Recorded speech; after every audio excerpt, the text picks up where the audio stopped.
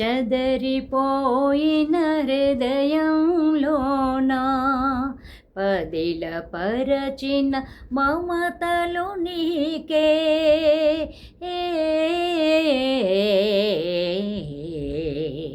చెదరిపోయిన హృదయంలోనా పదిల పరచిన మమతలు నీకే భారమైన దూరమైన బ్రతుకు నీ కొరకే నీ చెలిమి నేడే కోరితిని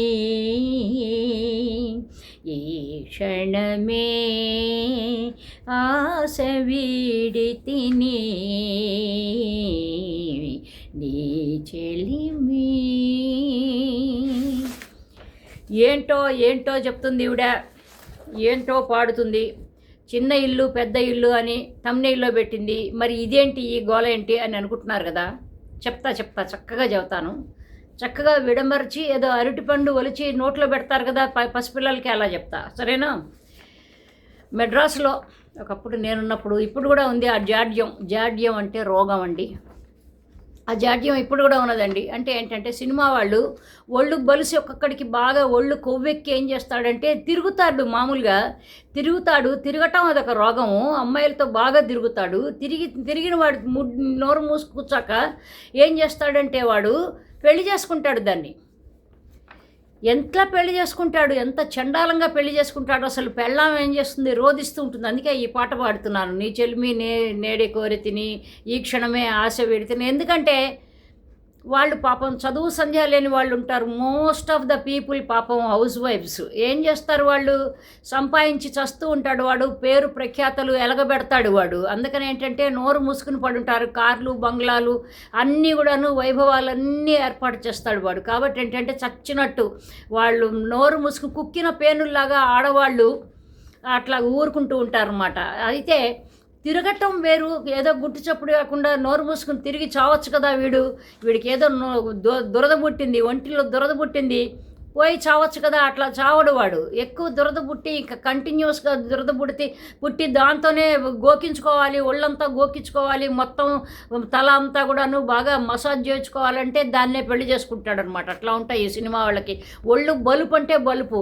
ఒక భీమ్ సింగ్ అనేవాడు ఒకడు ఉండేవాడండి, చాలా గొప్ప సినిమాలు తీశాడు, గొప్ప పేరు. ఇట్లాంటి వాళ్ళ దగ్గర గొప్ప వాళ్ళు చాలా తెలివిగల వాళ్ళే చేస్తూ ఉంటారు ఇట్లాంటి పనులు. ఆడు ఇద్దరిని పెట్టుకున్నాడు.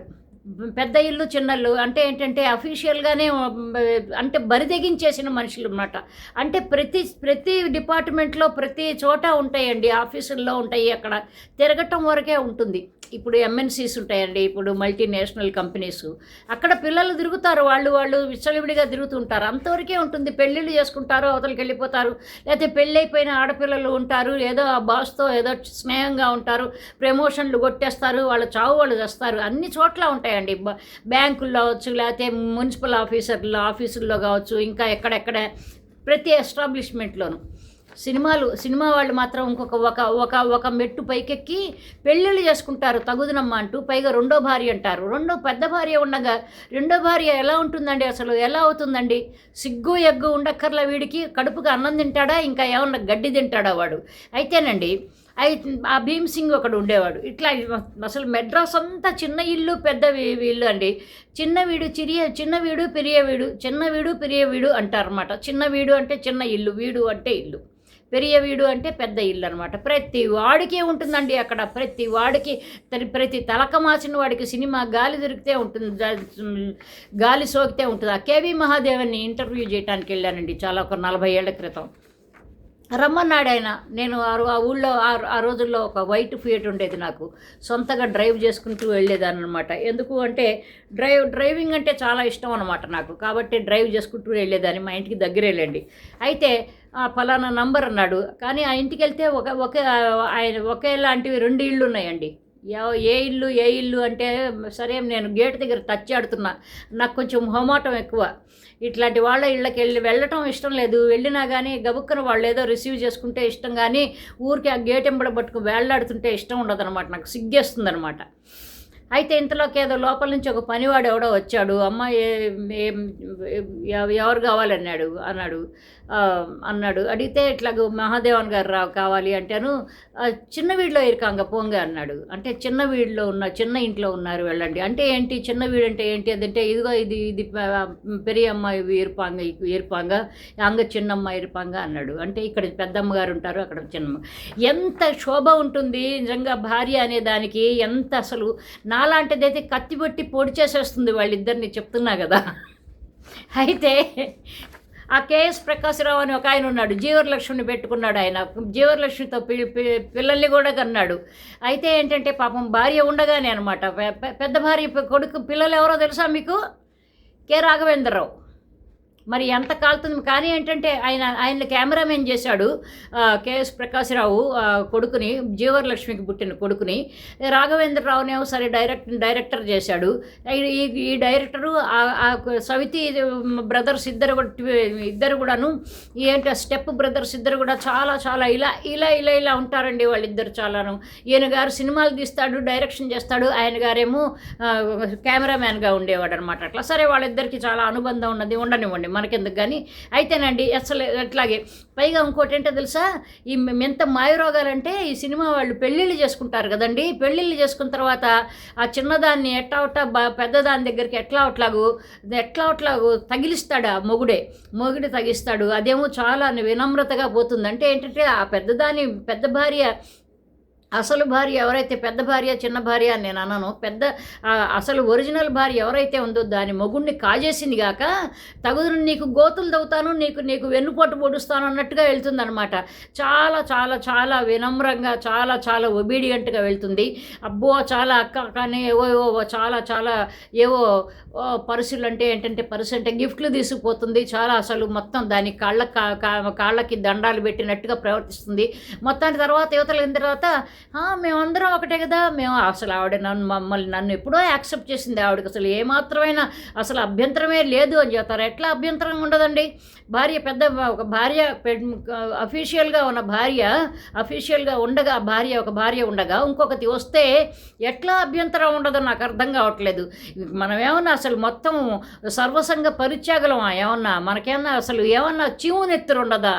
తింటున్నాం కదా, అన్నమే తింటున్నాం కదా, ఇంకా వేరే ఇదేది తింటలేదు కదా, ఎట్లా ఉండదండి? చాలా అబ్బో అసలు ఆవిడకండి నేనంటే చాలా ప్రేమ అండి. అంటే ఈ రెండో భార్య అనబడే ఆవిడ పెద్ద భార్య అనబడే ఆవిడకి గురించి చెబుతుంది.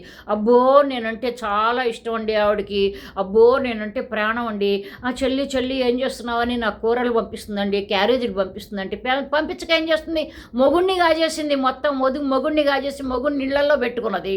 ఏం చేస్తుంది పాపం, చదువు సంజ లేకుండా. బాలు మహేంద్ర భార్య నాకు చాలా ఫ్రెండ్ అండి. బాలు మహేంద్ర కెమెరామ్యాన్ డైరెక్టర్ శోభను పెళ్లి చేసుకుని ఆ శోభ అట్లాగే తగులుకుంది. ఆ శోభ ఎందుకు తగులుకుందంటే ఆ చిన్నపిల్ల శోభ నేను ఒకే వయసు వాళ్ళం.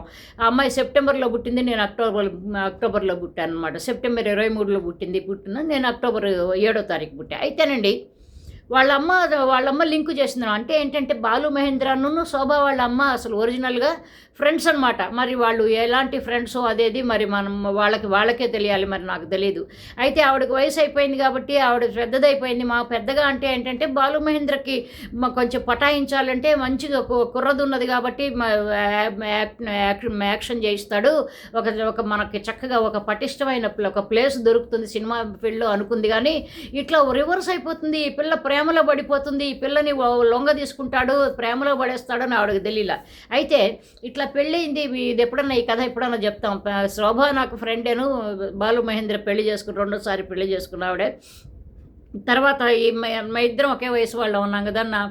అఖిల అని అతను ఒరిజినల్ వైఫ్, వదిన అన్ని అని పిలుస్తూ ఉండేదాన్ని. అన్ని అంటే వదిన ఎప్పుడైనా చెబుతా. అయితే ఒక రోజున నేను ఈ గిళ్ళి అయిపోయిన తర్వాత ఎప్పుడో నేను వాళ్ళ ఇంటికి ఎప్పుడు వెళ్తూనే ఉంటానండి, మేము ఇద్దరం కలుస్తూనే ఉంటాం. అయితే ఏంటి ఏంటి సంగతులు అంటే ఏంటి సంగతులు అంటూ ఉండేవాళ్ళం. అంటే ఒకే మాట, నువ్వు హాయిగా వదిలిపడేసావు అన్నీ, వాడు ఎవరితో ఇంకొక దాన్ని మీ ఆయన పెళ్లి చేసుకున్నాడు కదా అని ఇంకొక వాడిని పెళ్లి చేసుకున్నాడు కదా అని వదిలిపడేసావు. నేను వదలలేకపోతున్నాను. నీ అంత తెలియగలదాన్ని కాదు, నీ అంత చదువుకున్న చదువుకున్న దాన్ని కాదు, నాకు లోక జ్ఞానం లేదు, ఇందు నేనేం చేస్తా, నా జీవితం ఇంతే అనగానే నా కళ్ళమ్మడి నీళ్లు గిరగిర గిరగిర తిరిగినాయండి. అప్పటికే నేను వదిలేసి, ఎందుకంటే ఎవడో ఒకడు వస్తాడు, ప్రొడక్షన్ వాడు వస్తాడు సినిమాలకు, ఈ ఎదవల కోసం, ఈ పనికి మాలిన ఎదవల కోసం, సినిమాల్లో పెద్ద పెద్ద పేర్లు సంపాదించుకున్న ఎదవల కోసం వస్తాడు. అమ్మగారు సార్ ఉన్నారా, కారు వచ్చింది అంటాడు.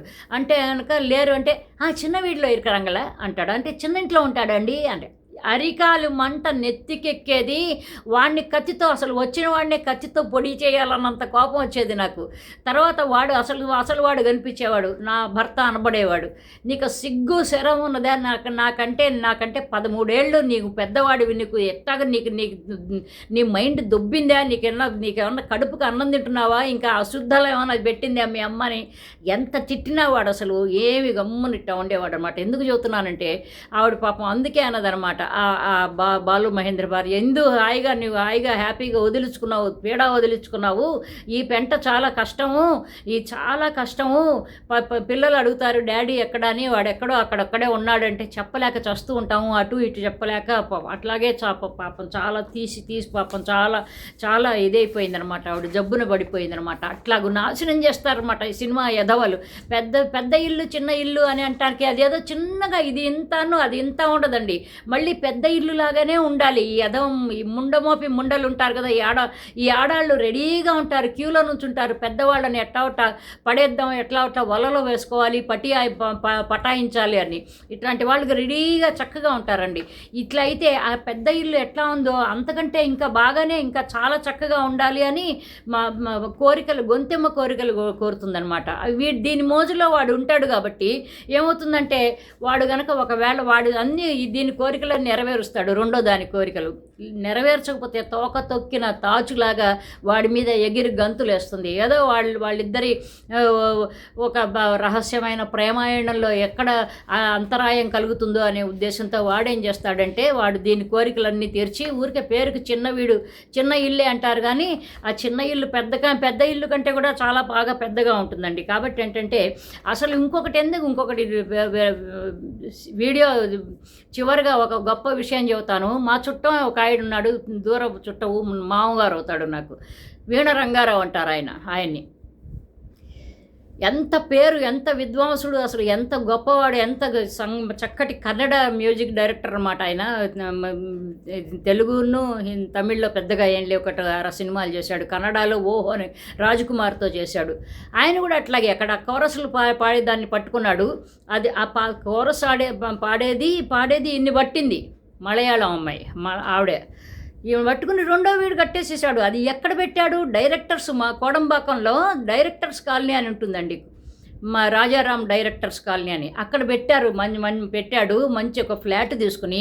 ఈ అసలు భార్యని ఎక్కడో మందవల్లి అనే ఎక్కడో ఒక ఇంత చిన్న ఇల్లు అండి, చిన్న ఇల్లు, ఆవిడ ఇల్లు ఇల్లు 4 పిల్లలతో అవస్థ పడుతూ ఉండేదనమాట. ఆ చుట్టాలే అనమాట. కాబట్టి ఎందుకు చెబుతున్నా అంటే, ఇవన్నీ చూసి అసహ్యం వేసి, ఎప్పుడైతే మా పాప వాళ్ళ నాన్న ఎప్పుడైతే ఇట్లా పెళ్లి చేసుకున్నాడో, ఎప్పుడైతే నేను అది కూడా సహించాక తర్వాత ఏమైందంటే, వీళ్ళు వచ్చి ప్రొడక్షన్ మేనేజర్లు వచ్చి, అమ్మ కారు వచ్చిందమ్మా, సార్ కోసం వచ్చామమ్మా అని, షూటింగ్కి వెళ్ళాలి కదా అందుకని, అంటే లేరు అని పొరపాటు కంటే, చిన్న వీటిలో ఇరుపాంగలా, చిన్న వీటిలో ఉంటారా, అక్కడికి వెళ్తాను, మాకు తెలుసు మీరేం చెప్పక్కర్లేదంటే, ఇంకా ఏం చెప్పాలి చెప్పండి. అందుకని అటు వదిలిపారేయాలి అనే ఒక చక్కటి ఒక సెల్ఫ్ రెస్పెక్ట్ ఉన్న, నాకు చదువు ఉన్నదే కాబట్టి వదిలేసావు నువ్వు అని బాలు మహేంద్ర భార్య నన్ను అన్నది, కానీ చదువు లేకపోయినా వదిలేసేసేదాన్నండి నేను.